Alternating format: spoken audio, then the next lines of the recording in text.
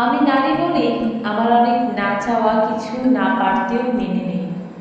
যেদিন থেকে পৃথিবীর মানুষগুলো নির্মমভাবে আমার বিশ্বাস ভেঙে অবিশ্বাসে মালা পরাতে শেখালো, তখন থেকে আমার মাঝে থেকেও আমাকে হারালাম। মানুষ ভালোবাসার অভিনয়গুলো খুবই যত্ন সহকারে করে, মন ভাঙে গভীর বিশ্বাসে অভিনয়ের মাঝে।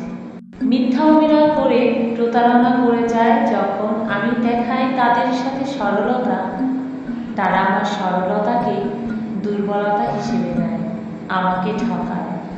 তারা ভুলে যায় আমি তাদের সবই বুঝি, কিন্তু প্রতিবাদের ঝড় তুলতে পারে না, কারণ আমি নারী।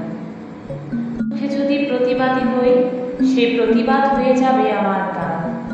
সেটা কখনো হবে বংশের চুনকালি, সম্মানহানি, মর্যাদা ক্ষুণ্ণ হবে নাকি পারিবারিক অবকাঠামো। দিনের পর দিন ঠকতে ঠকতে যখন নিজেকে একাকিত্বের মাঝে গোপন করে ফেলি, তখন আমি নারী বলে লোকের মুখে শুনি আমি বড্ড হিংসুটে, বড্ড অহংকারী। সমাজের মানুষগুলো নরম স্বভাবের ভালো মানুষগুলোকে কেন কঠোরতা শেখায়? কেন নারীদের অসত্যকে জেনেও কেন সমাজের মানুষ তোমরা চরমভাবে ঠকাও?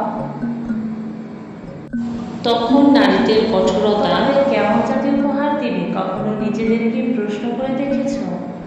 তোমরা হয়তো ভুলে গিয়েছ একজন শিক্ষিত মা পারে একটি সুন্দর জাতি ভবিষ্যৎ উপহার দিতে।